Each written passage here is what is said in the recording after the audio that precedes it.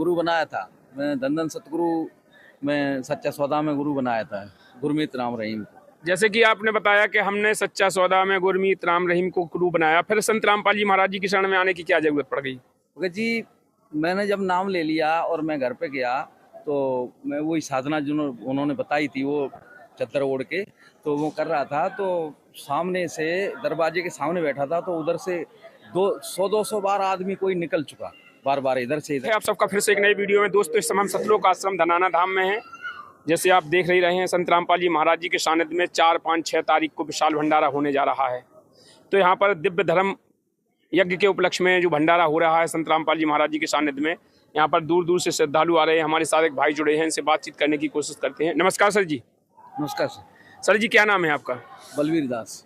कहाँ से हैं सर जी आप? भिंड से। सर जी, आप भिंड से हैं और भिंड से चल के आप यहाँ पर हरियाणा में आए हैं। इससे पहले आप कोई भक्ति साधना करते थे? हाँ, यही भक्ति साधना करते थे जो जगत में जगत के हिसाब से हो रही थी। कोई गुरु बनाया आपने कभी जीवन में? हाँ, गुरु बनाया था। मैं धन सतगुरु में सच्चा सौदा में गुरु बनाया था गुरमीत राम रहीम को। जैसे कि आपने बताया कि हमने सच्चा सौदा में गुरमीत राम रहीम को गुरु बनाया, फिर संत रामपाल जी महाराज जी की शरण में आने की क्या जरूरत पड़ गई? भगत जी, मैंने जब नाम ले लिया और मैं घर पे गया तो मैं वही साधना जो उन्होंने बताई थी वो चद्दर ओढ़ के तो वो कर रहा था। तो सामने से दरवाजे के सामने बैठा था तो उधर से 200 बार आदमी कोई निकल चुका, बार बार इधर से इधर, इधर से इधर जा रहा। तो मैं वो साधना जब जो बताते हैं उन्हें इतनी बार मंत्र जपना, तो जपने के बाद मैं जैसे ही खड़ा होने को पैर रखा तो मेरे को बीचू ने खा लिया और ऐसा खाया कि बिल्कुल डांट लग गई। मतलब मैं बेहोश हो गया। पूरा गांव ने खूब झाड़ा, वो नहीं। 48 घंटे के बाद मेरे को होश आया। तो मैं समझ गया था कि ये साधना सही नहीं है, तो पर छोड़ा नहीं, पर करता रहा। लेकिन फिर मैं किसी कारण बस एक नौकरी के कारण मैं रायपुर गया। तो रायपुर में एक भगत जी मिले, संत रामपाल जी महाराज से नाम ले रखा था, राजस्थान के थे। तो भगत जी, मैं बीड़ी पीता था तो उन्होंने कहा कि आप बीड़ी पीते हैं, नाम ले रखा है? मैंने हाँ, नाम बीड़ी तो पीता हूँ।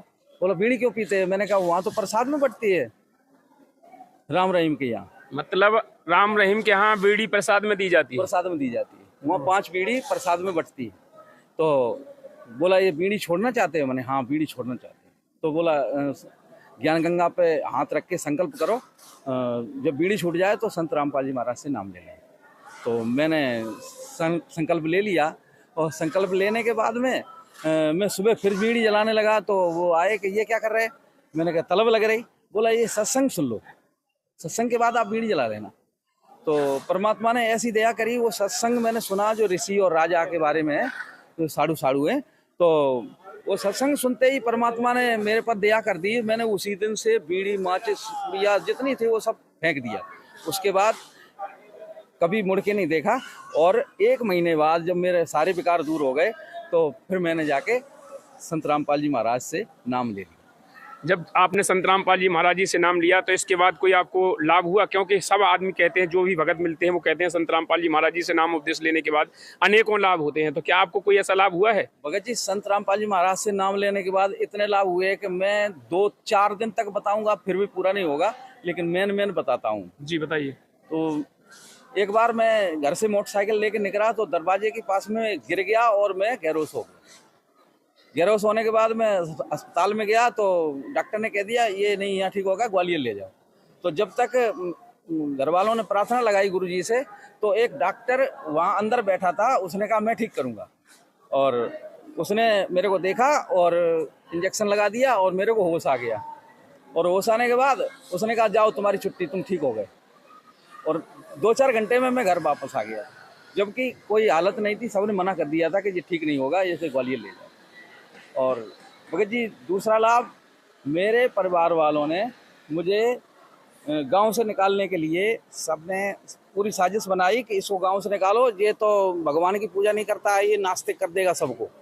तो उसके बाद में पानी बिजली सब बंद कर दिया। 2-4 दिन हो गए। फिर मैंने संत रामपाल जी महाराज से अरदास लगाई, बोला परमात्मा दया करेंगे।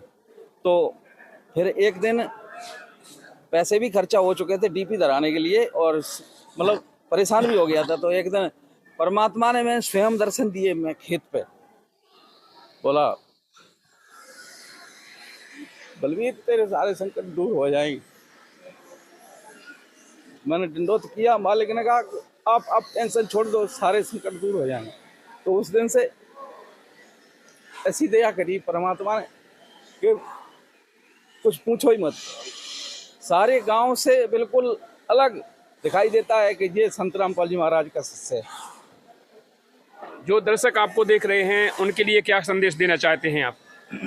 संदेश तो हम क्या देंगे, एक करबद्ध निवेदन कर सकता हूँ कि संत रामपाल जी महाराज की शरण में आओ और अपना कल्याण करो। जैसे कि कोई संत रामपाल जी महाराज जी से नाम उपदेश लेना चाहे तो कैसे ले सकता है? कई एक चैनलों पे सत्संग आता है तो उसमें एक पट्टी चलती है, तो उस पे नंबर है, उस कॉन्टेक्ट नंबर से पता करो, वो नामदान सेंटर का पता बताएंगे और वहाँ से आप नाम ले सकते। धन्यवाद सर। सच है।